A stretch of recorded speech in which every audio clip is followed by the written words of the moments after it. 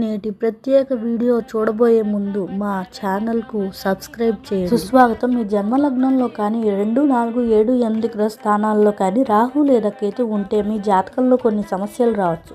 కాల సర్పదోషం అంటే ఏంటి, అది ఎలా ఏర్పడుతుంది?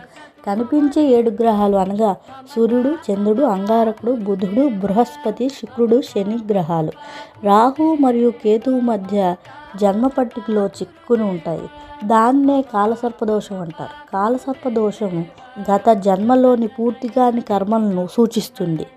కాలసర్పదోషం ఎటువంటి ఇబ్బందులను ఇస్తుందంటే కుటుంబ సమస్యలు, ఆర్థిక అడ్డంకులు, భార్యాభర్తల మధ్య గొడవలు, పెళ్లి ఆలస్యం కావడం, వివాహం చేసుకోవడంలో వాయిదా లేదా అడ్డంకులు, వివాహ జీవితంలో సమస్యలు లేదా కుటుంబ కలహాలు, గెలుపు ఆలస్యం అవ్వడం, ఆకస్మిక హెచ్చుతగ్గులు, మానసిక భయం మరియు అభద్రతా భావం, కష్టపడి పనిచేసినప్పటికీ అడ్డంకులు, ఆరోగ్య సమస్యలు అలాంటివి ఉన్నవారు కొంత ఆలస్యం అనగా 35 సంవత్సరాల తర్వాత అసాధారణ విజయాన్ని సాధిస్తారు. కాలసర్పదోషం అనేది ఒక శాపం కాదు, అది కర్మను వేగవంతం చేసేది.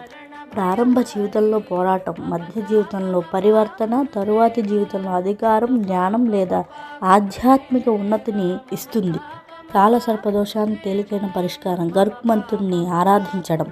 గరుత్మంతుడు మహావిష్ణువు యొక్క వాహనం అని మనందరికీ విదితమే కదా.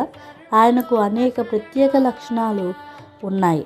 గరుడ అంటే గద్ద అని అర్థం. గద్ద సంకల్పం, బలం మరియు ఆశకు ప్రతీక. గరుడునికి కూడా ఇటువంటి లక్షణాలు ఉన్నాయి.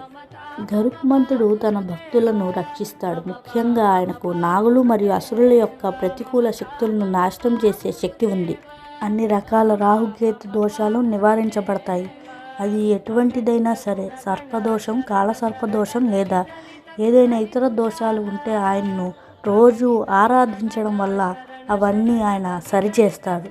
పెళ్లి విషయంలో అడ్డంకులు, ధనం చేజారిపోవట, పిల్లలు కలగకపోవడం, ఆరోగ్య సమస్యలు, కుటుంబ సమస్యలు అన్నింటికీ గరుడుని ఆరాధించడం ఉత్తమమైన పరిష్కారం. ప్రతిరోజు గరుడ కవచం లేదా గరుడ దండకం చదవండి.